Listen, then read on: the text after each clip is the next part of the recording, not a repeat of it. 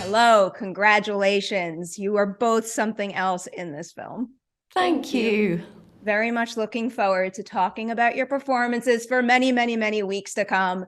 I wanted to start here because I've seen the movie twice now, and the line, "It was like he took my voice that day just when I was about to start finding it," is just like absolutely devastating to me. So to highlight some of the good out there, can each of you pinpoint someone early on in your careers who made you feel seen and supported and helped you take a positive step forward when you needed it most when you were first starting out?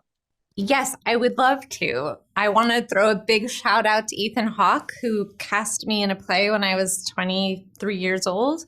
And he has been one of the biggest champions, not just of my acting, but of my writing, encouraging me to write in all different kinds of ways. You know, he's a person who really has took me seriously before I really even took myself seriously in some ways. And, you know, I think I've had so many female mentors, but I never expected to have this like Gen X dude become like an incredibly important mentor for me. And, you know, I just have so much love for him.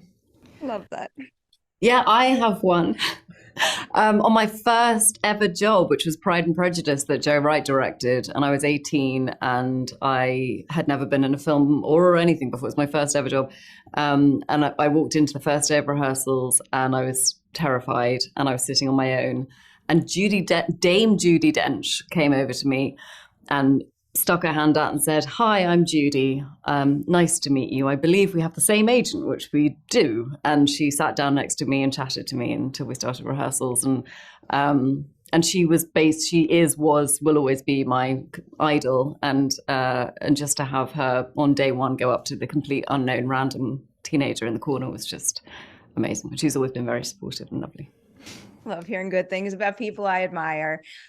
So I know you were both able to work closely with the real Megan and Jodi before production, but then they weren't really involved while you were filming. So of everything you knew you were going to have to tackle in this film, was there any particular scene or beat that became the most important thing for you to, you know, I guess, discuss and analyze with them before you jumped into filming?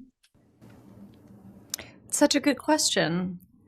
I mean, you know, I think their book, she said, is so thorough in terms of the journalism that I had fewer questions about that. I had a lot more questions about like their physical life, both at home, like who's providing childcare, who's putting dinner on the table, how do you and your husband, you know, juggle kids and work, and whose career is taking the forefront in that moment.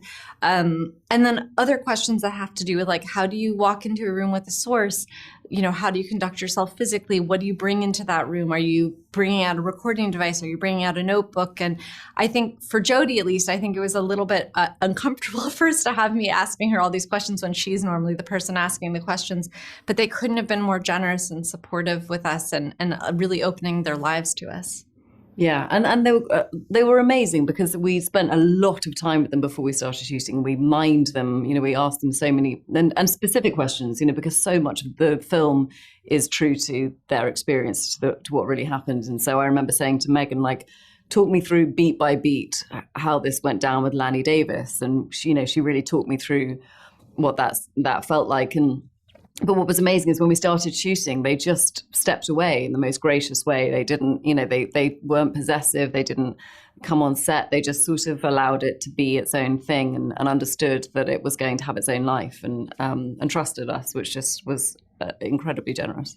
All right. So now for working with each other, I know you're friends. I know you've worked together before, but even with all that history between you, was there ever a moment on set when you kind of like stopped dead in your tracks and looked at the other and said, like, I knew you were really good, but I didn't know you were that good? I always knew she was that good. But yeah, I was just talking about this. There was, you know, Zoe has a number of scenes where she gets a phone call as Jodi, and the first one we shot was, I mean, like 4 days into filming or something. It was in the New York Times building, and it was the phone call where Ashley Judd calls. And, you know, in those scenes, there's no one on the end of the phone. There's an AD reading the lines, and it's not easy to try and you know, immerse yourself in those moments so much easier when you've got an actor in front of you, you've got an actor on the phone. But this was literally someone reading the script from behind a door around the corner.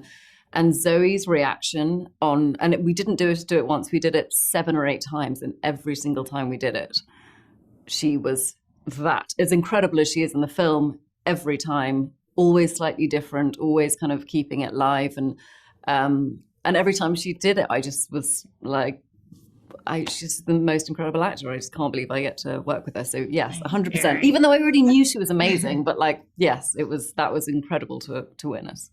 I mean, I think one of the really beautiful things about getting to have a friendship that it can also be a working partnership for so long is that you get to appreciate your friend in a whole new way. And the way that Carey conducts herself, the way that she goes into every scene, like I've said in so many interviews, but Carey's instincts were so unerring on this from the start. And there were so many times where I felt like I have no idea how to approach the scene, and talking it through with Carey helped open the door for me. You know, I just felt so lucky every day to get to look into her eyes and have this like truth barometer here. I want to go back to that phone call thing for a quick second. Zoe, do you have any, like, I don't know, like tips or tricks for being able to channel that kind of authenticity and emotion in a phone call scene when you don't have a traditional scene partner like that? Honestly, we felt the weight of this story, that real people's lives were sort of on the line here. And knowing what it took for Ashley to stand up and speak her truth and go on the record and talk to these journalists, you know, it makes me emotional just thinking about it now. Every time I read the script, I cried. I think we feel an enormous debt of gratitude to all of those women. And so, you know, that scene, it was just about being present with that and knowing what the stakes were. I also think, and it's no small thing, that being able to hold the phone, think about Ashley and look into Carey's eyes and hold Carey's hand, it felt like this bridge of sisterhood, you know, between Jodi and Megan, but also between the two of us. And she was my lifeline.